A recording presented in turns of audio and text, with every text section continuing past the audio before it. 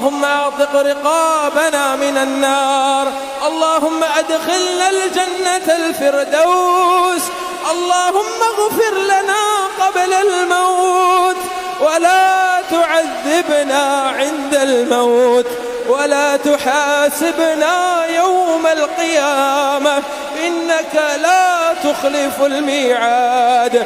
رب ارحمهما كما ربونا صغارا، رب ارحمهما كما ربونا صغارا.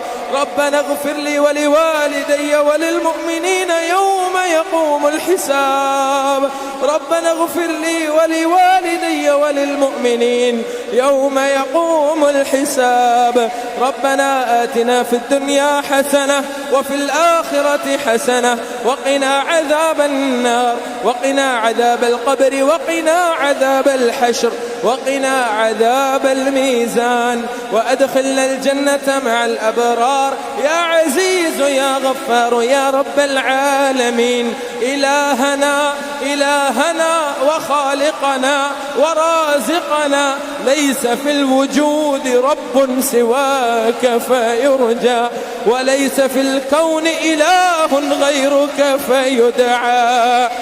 لا إله إلا أنت سبحانك إنا كنا من الظالمين. اللهم أجرنا من النار، اللهم اغفر لآبائنا وأمهاتنا وإخواننا وأزواجنا وأبنائنا. اللهم اجعلنا من أهل القرآن، اللهم اجعلنا من أهل القرآن وأهل السنة. اللهم اجعل من أهل القرآن، اللهم اجعلنا من الصابرين، اللهم اجعلنا من المستغفرين، اللهم اجعلنا من الصادقين، اللهم اجعلنا من الخاشعين يا سميع الدعاء. ربنا وآتنا ما وعدتنا على رسلك ولا تخزنا يوم القيامة إنك لا تخلف الميعاد. ربنا واجعلنا مسلمين لك ومن ذريتنا أمة مسلمة لك، وأرنا مناسكنا وتب علينا إنك أنت التواب الرحيم. ربنا لا تجعلنا مع القوم الظالمين، ونجنا برحمتك من القوم الكافرين.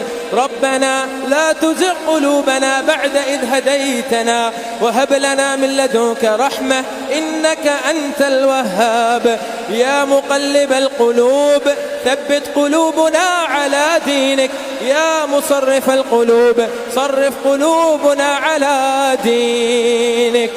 ربنا تقبل منا إنك أنت السميع العليم، وتب علينا إنك أنت التواب الرحيم، واغفر لنا إنك أنت الغفور الرحيم، وارزقنا إنك أنت الغفور الرحيم، وارحمنا إنك أنت أرحم الراحمين.